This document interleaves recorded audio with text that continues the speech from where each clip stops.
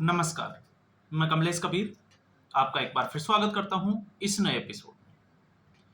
आज के इस एपिसोड में हम बात करेंगे पाकिस्तान के क्रिकेटर्स की और पाकिस्तान के यूट्यूबर्स की, लेकिन साथ में हम बात करने वाले हैं इंडियन यूट्यूबर्स की भी।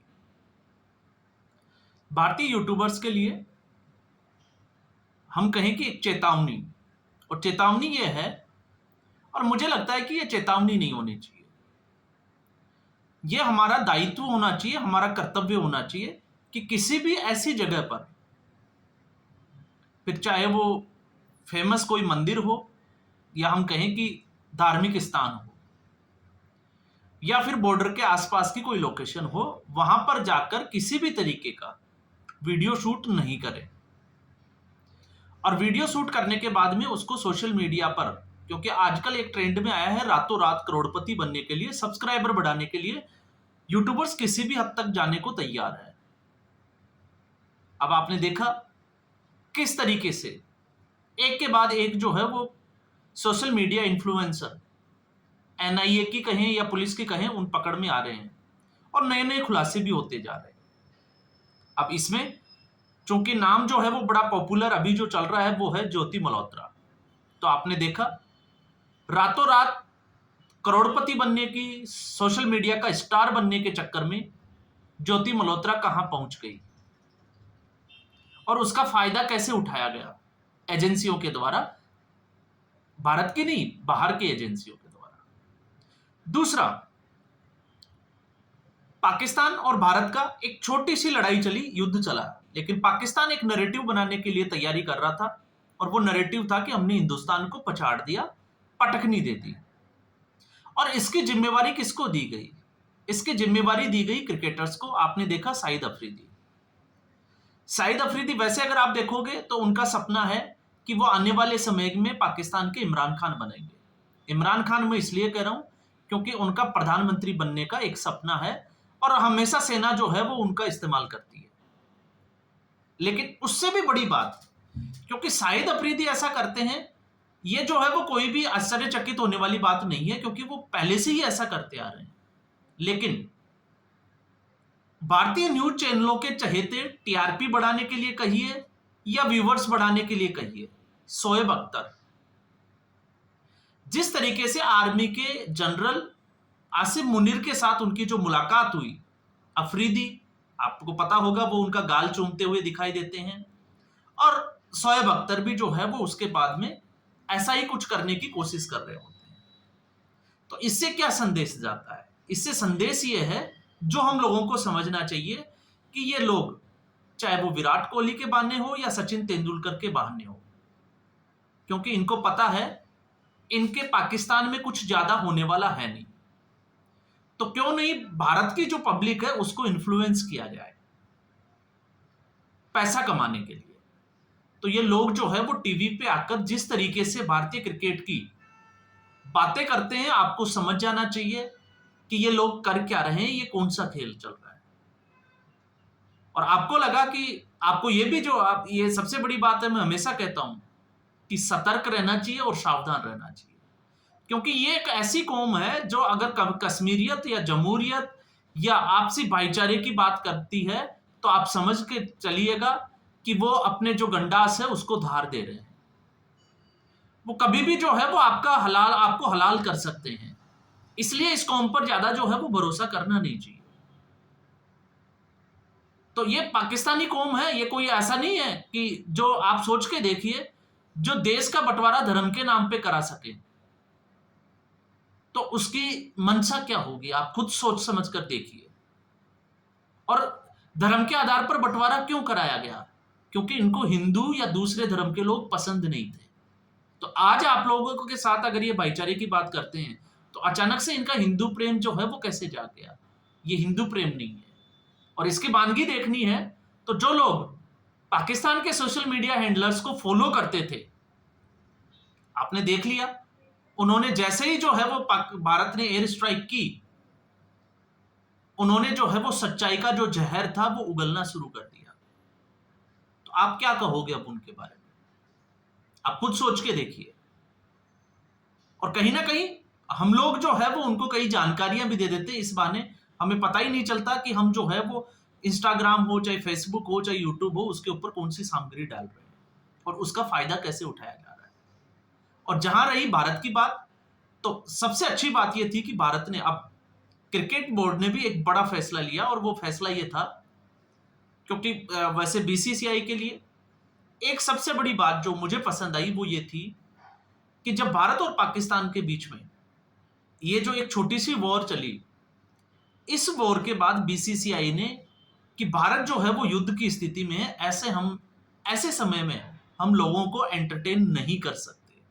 तो मुझे लगता है एक बहुत ही संवेदनशील फैसला, और हर भारतीय को उसकी तारीफ करनी चाहिए कि जहां एक तरफ जो है वो स्थिति पैनिक है, या हम कहें कि युद्ध की स्थिति में है, और दूसरी तरफ पैसे कमाने के लिए बीसीसीआई क्रिकेट खेल रहा है, एंटरटेन कर रहा है, ऐसा नहीं किया, उसको पोस्टपोन किया। ये बहुत अच्छी बात लगी, क्योंकि भारत चाहता, सॉरी, बीसीसीआई अगर चाहता तो इसकी वेन्यू जो है वो उत्तर भारत से हटाकर, उत्तर पश्चिम भारत मतलब पंजाब से हटाकर, हिमाचल से हटाकर, राजस्थान से हटाकर जो है वो दक्षिण भारत में भी तो कर सकता था। क्या दक्षिण भारत में क्रिकेट के मैदान नहीं है? बिल्कुल है, और वहां तो किसी भी चीज का जो है वो कोई खतरा भी नहीं था, क्योंकि वो तो बॉर्डर स्टेट भी नहीं है। लेकिन बीसीसीआई ने अच्छा कदम, उसके बाद में बीसीसीआई ने अब जो है वो एक पूरे तरीके से, भारत जो है वो डिप्लोमेटिकली नहीं, हर तरीके से पाकिस्तान को आइसोलेट करने की कोशिश कर रहा है। और अब देखिए इसका असर जो है वो बहुत जल्द आपको देखने को मिलेगा। जिस तरीके से पाकिस्तान के यूट्यूबर्स को भारत में बैन किया गया, और अब वो जो छटपटा रहे हैं, क्योंकि उनके व्यूवर्स जो लाखों में आते थे 1 घंटे में, अब वो जो है वो हजारों में भी नहीं जा रहे। दूसरा, इसमें जिस तरीके से, क्योंकि इस वक्त क्रिकेट में अगर आप देखोगे तो बीसीसीआई का जो दबदबा है, तो इससे पहले बीसीसीआई न्यूट्रल वेन्यू पे पाकिस्तान के साथ क्रिकेट खेलता था, लेकिन अब तो बीसीसीआई ने एक बड़ी, जिसको कहते हैं कि स्ट्रिक्ट स्टेप ली है, और वो ये है, आपको खबर तो पता चली गई होगी कि वो पाकिस्तान के साथ जिस टूर्नामेंट का हिस्सा पाकिस्तान होगी उसमें भारत हिस्सा नहीं लेगा। इससे फर्क क्या पड़ेगा? इससे फर्क पड़ेगा ब्रॉडकास्टर का, क्योंकि सबसे ज्यादा क्रिकेट प्रेमी और क्रिकेट देखने वाले भारत के हैं। तो जो भी स्पॉन्सर करेगा क्रिकेट को, जब भारत खेलेगा ही नहीं, तो फिर उसके आय का साधन क्या होगा, उसका मुनाफे का क्या होगा? तो इसलिए भारत ने अब पाकिस्तान को पूरे तरीके से आइसोलेट करने की कोशिश की है। तो एशिया जो क्रिकेट काउंसिल थी, उसके चेयरमैन नकवी है, जो पाकिस्तान के मंत्री भी है। अब ऐसी स्थिति में भारत ने यह बोल्ड डिसीजन लिया है, और मुझे लगता है कि इस डिसीजन की जो है वो सराहना भी करनी चाहिए। हालांकि आपने देखा होगा बाहर के जो देशों वाले लोग हैं, वो कुछ पाकिस्तानी यूट्यूबर्स के इसी तरीके के वीडियो वगैरह काट के जो है वो सोशल मीडिया पे डाल रहे हैं, और वो अब जो है वो खेल को और सियासत को अलग तरीके से देखने की बात करते हैं। तो भारत से है क्रिकेट, या हम कहें कि क्रिकेट से भारत है, ऐसा नहीं है, भारत से क्रिकेट है। तो फिर सियासत और खेल जो है वो दोनों अलग कैसे रह सकते हैं?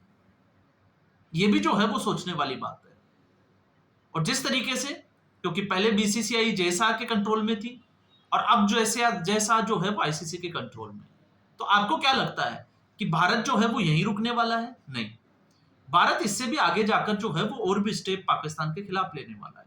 और उसमें एक स्टेप ये होगी कि पाकिस्तान को शायद बड़े कंट्रीज के साथ में क्रिकेट खेलने का मौका ही ना दे।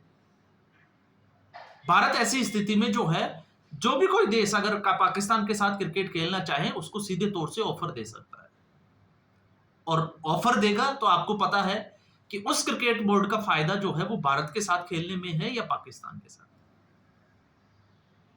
तो ये भारत की एक बड़ी तैयारी है।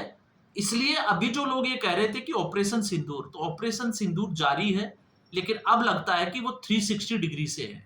360 डिग्री का मतलब हर मोर्चे पे है, आतंकवाद के ही नहीं।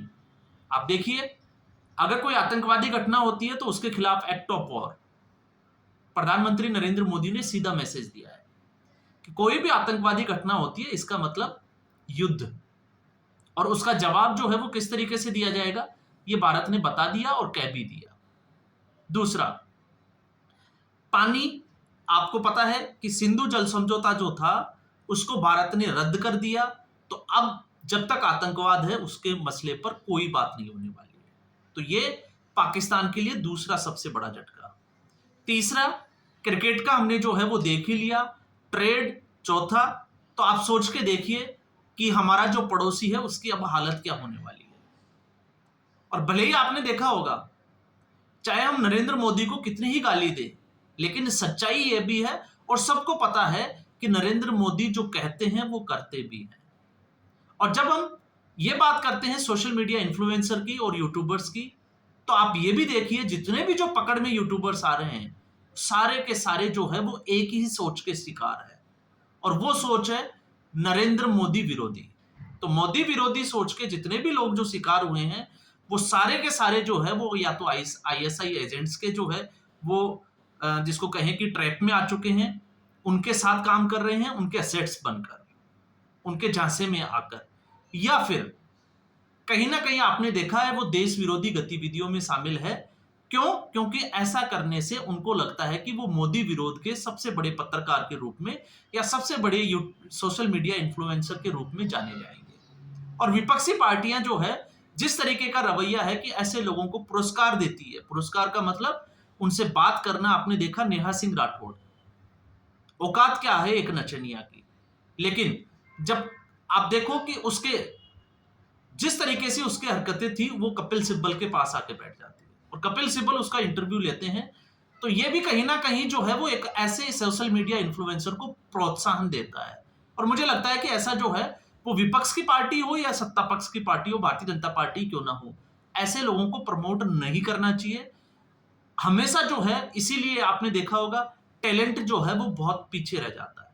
बहुत अच्छे सोशल मीडिया इन्फ्लुएंसर है जो अपनी बारी का इंतजार करते हैं, लेकिन उनको सही तरीके से अगर आप देखोगे तो व्यूवर्स भी नहीं मिलते।